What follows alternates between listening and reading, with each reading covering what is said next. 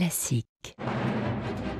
Radio Classique, l'invité de l'économie. 7h21, l'invité de l'économie ce matin, Louis Schweitzer, bonjour. Bonjour. Ancien patron de Renault, aujourd'hui commissaire général à l'investissement et président du réseau Initiative France, premier réseau d'aide à la reprise et à la création d'entreprises. Vous organisez à partir d'aujourd'hui la semaine du parrainage. On va en parler après avoir rappelé peut-être quelques chiffres sur Initiative France et ses activités. Oui, Initiative France, c'est un système d'accompagnement à la création et à la reprise d'entreprises. Nous accordons des prêts d'honneur, des prêts sans intérêt, sans garantie à la personne, qui deviennent des fonds propres, qui sont de l'ordre de 10 000 euros par entreprise. Le créateur bénéficie de ce fait de prêts bancaires, en moyenne 70 000 euros, et surtout, il a un accompagnement. Pourquoi c'est important ? Parce que l'accompagnement fait que les créateurs réussissent beaucoup mieux que les créateurs non accompagnés. Quand vous n'êtes pas accompagné, vous avez une chance sur 3 d'échouer au bout de 3 ans. Quand vous êtes accompagné par Initiative France, ça tombe à 1 sur 7, c'est-à-dire que vous avez 2 fois moins de chances d'échouer. Et ça, c'est vrai pour 16 500 entreprises créées par an. Donc, autant de porteurs de projets aidés par Initiative France ? Autant de porteurs de projets aidés par Initiative France. On sait qu'en France, nous sommes très bons en création d'entreprises. Nous sommes au premier rang d'Europe. Comme c'est le développement, la survie. C'est d'assurer que ceux qui s'engagent là-dedans, et dans notre cas, près de 2 tiers d'entre eux sont au chômage au moment où ils créent leur entreprise. Ce n'est pas des jeunes start-up qui démarrent, c'est des gens qui refont leur vie. Il est important que ces gens réussissent, n'échouent pas. Si on veut continuer de rendre la création d'entreprises attrayante, c'est un enjeu pour la France.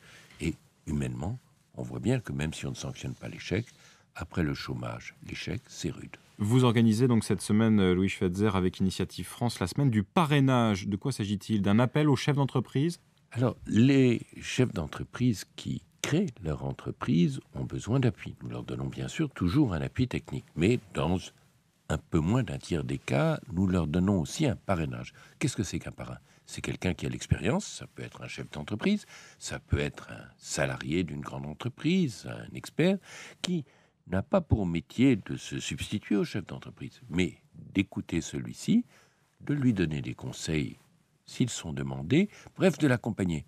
Parce que le métier de chef d'entreprise est un métier où on est un peu seul. Et donc, c'est bon d'avoir quelqu'un qui a de l'expérience, à qui on peut parler librement, qui n'a pas de pouvoir sur vous, mais à qui on peut se confier et qui peut vous faire voir certains signaux d'alerte. Combien de parrains aujourd'hui sont avec vous ? Un peu plus de 4 500, ce qui est un bon chiffre. Nous voudrions aller à 6 ou 7 000 parrains pour que, entre le tiers et la moitié des nouveaux chefs d'entreprise soient parrainés. C'est un métier passionnant d'être parrain parce que on partage l'aventure d'un créateur. Vous faites de l'aide à la reprise d'entreprise, au-delà de la création pure d'activité. Qu'est-ce que vous avez pensé de la récente loi sur l'obligation, vous savez, d'informer les salariés 2 mois avant en cas de vente de l'entreprise ? Les chefs d'entreprise disent que ça peut bloquer les cessions.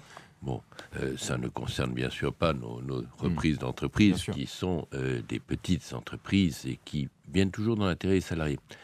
Alors, c'est difficile. Moi, je pense que quand même, l'information des salariés est un point tout à fait essentiel pour la compréhension par les salariés de la vie de l'entreprise.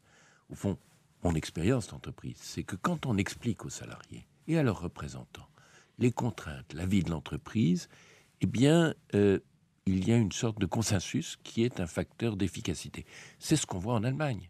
La participation des salariés au conseil de surveillance en Allemagne est un facteur du consensus allemand qui est un facteur de l'efficacité industrielle allemande. Donc, il faut ce consensus et je pense qu'il faut accepter certaines contraintes pour obtenir ce consensus qui emporte d'énormes avantages pour les entrepreneurs comme pour l'économie nationale. On n'en est pas encore à la cogestion en France. Il y a aussi la retraite chapeau qui a fait polémique récemment encore. Vous en touchez, vous, une d'ailleurs au titre d'ancien patron de Renault. Stéphane Richard, l'actuel PDG d'Orange, a déclaré la semaine dernière que c'était un dispositif qui perpétuait une forme d'inégalité. Il a souhaité qu'il soit supprimé. Qu'en pensez-vous ?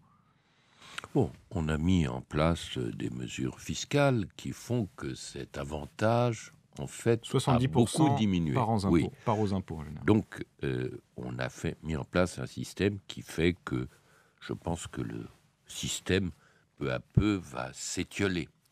Mais on voit bien que le substitut qui apparaît, c'est des systèmes qui permettent aux chefs de grandes entreprises d'accumuler un patrimoine qui a le même effet, d'une certaine façon, que des retraites chapeau.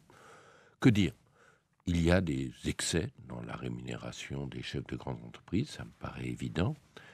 Cela dit, je constate ce métier est très bien payé. D'autres métiers permettent plus encore de faire fortune, qui ne comporte pas nécessairement plus de risques que celui de chef d'une grande entreprise. Et on a vu récemment qu'effectivement, c'est un métier où on pouvait perdre son pôle d'emploi du jour au lendemain.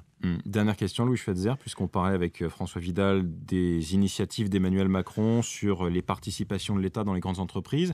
L'État détient notamment 15% de Renault. Serait-il avisé de céder ces 15%?